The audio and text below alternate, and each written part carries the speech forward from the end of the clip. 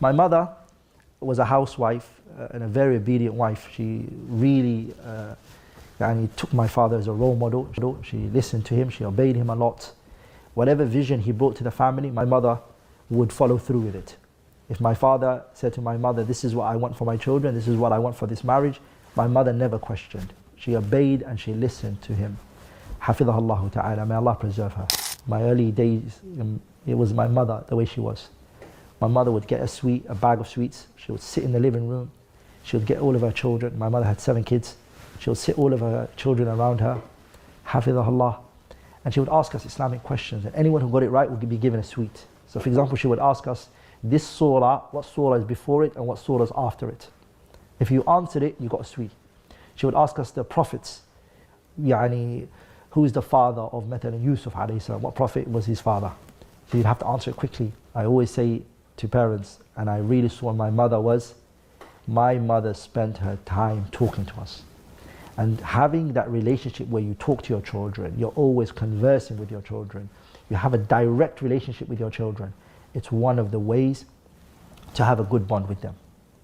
Tell them what you're doing, why you want to do it, what's the reason behind it. Explain things to them. Don't get agitated and angry. Explain things to them, why you've chosen, why you've made that decision. It's not even wrong to tell your children that you did a mistake. I shouldn't have said this, I shouldn't have done that. So that they learn from it as well. That's what I saw from my mum. And my mother, parents' evening, when she goes to parents' evening, the first thing she would ask teachers is, my son, what's his character like in class? What's his manners like? My mother would ask manners first. That's one of the things that I asked my mum recently.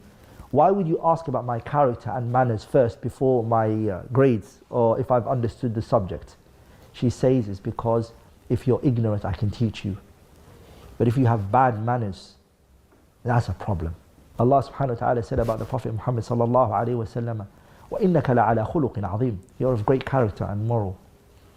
Anyways, my mother would go to the parents' evening and she would say to the teacher, how is his manners, how is his etiquette? If the teacher says that he talks in class, that he's a chatterbox, or he doesn't listen, my mother didn't care whether she was standing in front of the teacher.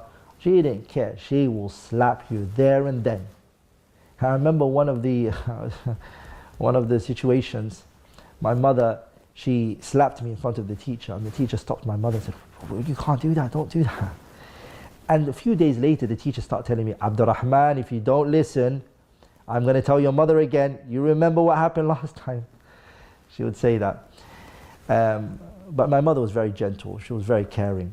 But she just wanted you to uphold the deen in the house and outside.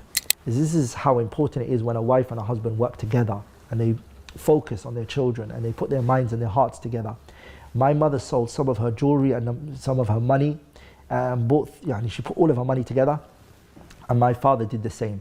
All of the money that he had, they put it together to give us this trip. It was amazing, wallahi. Now this is a life-changing experience for me. I'm a very young kid. All this time I've been studying the Prophet's biography. I memorized the Quran.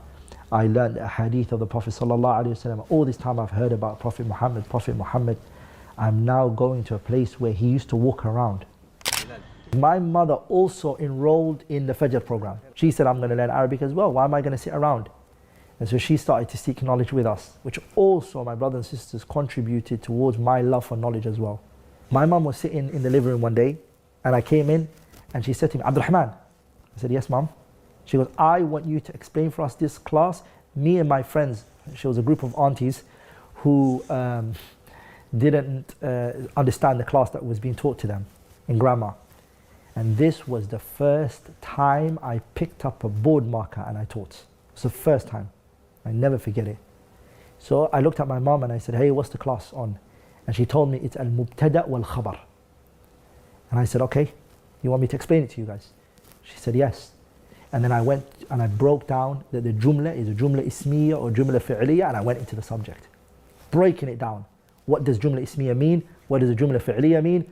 And what is a mubtada and what is a khabar and the anwa'ul khabar, everything. Breaking it down for my mom and her friends. And now you have to understand, my mom, if she doesn't understand, she's not going to let me finish the sentence off. She's going to interrupt me. She's my mom, right? Abdulrahman, I don't understand what you said. Abdulrahman, I don't understand what you're saying. Abdulrahman, repeat that. So I had to learn to be able to get the point and the information into the mind and the hearts of who? My mum and her friends. I had to explain to them.